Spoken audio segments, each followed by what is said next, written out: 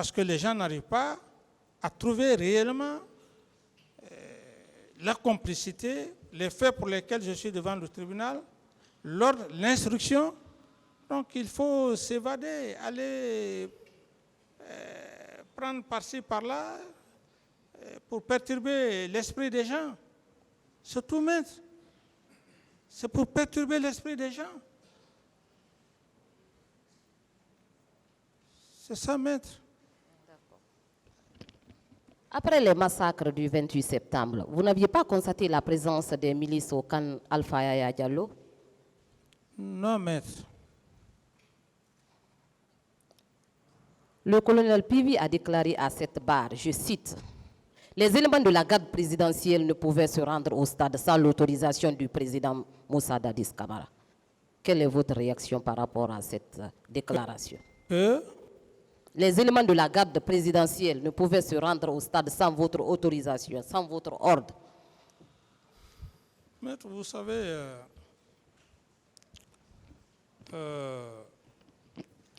M. Claude Pivi a passé ici. Il a été très clair dans sa déclaration. Et donc, aller sur ce terrain, moi, je ne peux que suivre sa déclaration devant la Cour. Je n'ai pas besoin de faire d'autres commentaires, je n'ai pas besoin de dire autre chose. Ça a été déjà dit, M. Claude Pivi a été très clair. Alors, si c'est le contraire, je ne peux pas faire de commentaires, maître. Monsieur le Président, qui était le supérieur hiérarchique de Monsieur Aboubakar Sidiki Diakité, alias Toumba? Mais c'était moi. Pardon?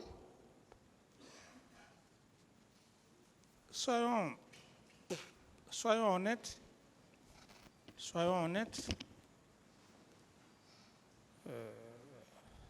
Soyons honnêtes dans les choses. J'étais le président. C'était mon homme de confiance. Mon aide de camp. Qui était son supérieur hiérarchique? Son supérieur hiérarchique, dans la nomenclature, c'était le ministre secrétaire général de la présidence, M. Claude Pivi, mais il relevait directement de moi. Il relevait directement de moi. D'autres questions?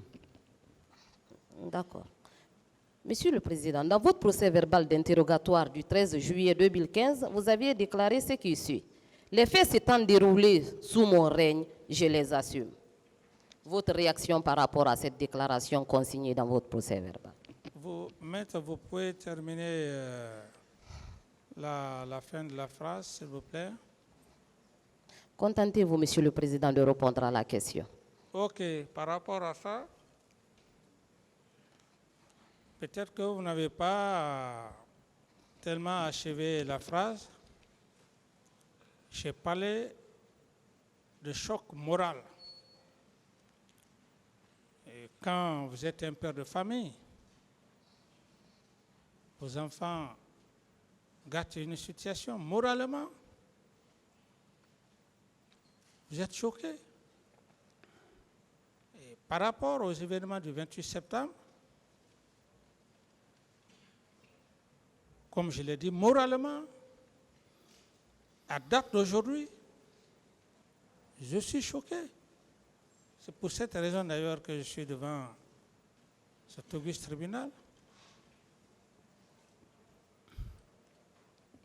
Merci, Monsieur le Président.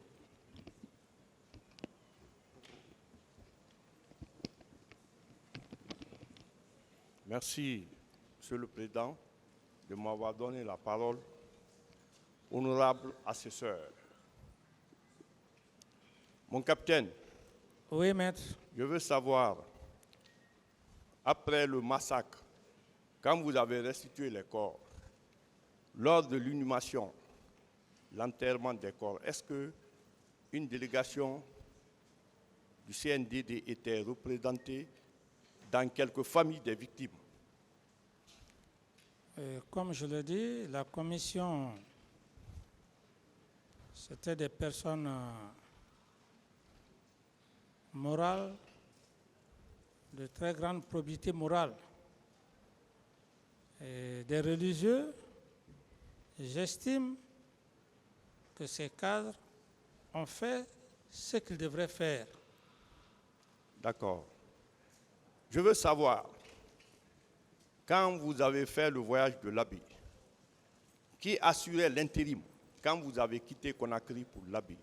Qui assurait votre intérim? Non, maître, vous savez,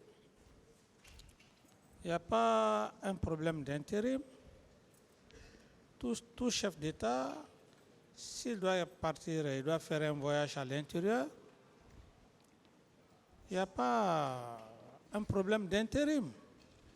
Moi, je suis allé à l'Abbé. D'accord.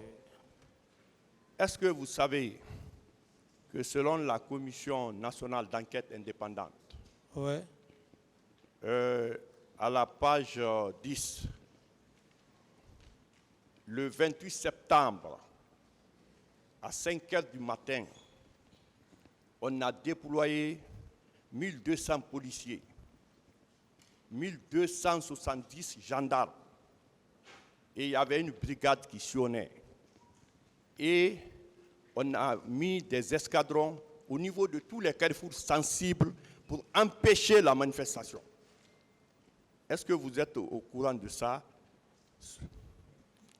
Non, Ce c'est qui est écrit dans la commission d'enquête nationale indépendante à la page 10. Bon, je n'avais pas eu accès à ce passage, comme vous le dites maintenant. Le nombre, je ne savais pas. Moi, j'ai donné la police, la gendarmerie. C'est eux qui ont fait leur plan. Et donc, moi, ce n'était pas mon rôle. D'accord. Maintenant, malgré ce déploiement pour empêcher la manifestation, la garde présidentielle et les éléments de Kalea se sont rendus au stade. Est-ce que, normalement, si ce n'était pas dans l'intention de massacrer, ils ne devaient pas se rendre? Parce que déjà, le dispositif de sécurité pour empêcher la manifestation, comme l'a dit le chef d'état-major général des armées, le colonel Oumar Sanou, était en place. Monsieur le Président. Oui, maître. D'accord. Je dis que normalement, si ce n'est pas dans l'intention de massacrer, la garde présidentielle et les éléments de Kalea ne devaient pas se rendre au stade parce que la sécurité était déjà assurée par la police et la gendarmerie. Ou bien? Oui, maître, par rapport à votre question, je suis obligé de revenir là-dessus. Par rapport à l'affaire de Kalea, j'estime que, à date d'aujourd'hui, devant le vice-tribunal, pas un seul élément ou des éléments en provenance de Kalea qui disent que c'est M. Camara qui aurait fait partir des éléments de Kalea au stade. 1. Ça, il n'y a pas de débat pour ça. La deuxième inquiétude pour vous, les éléments de la garde présidentielle se sont rendus au stade.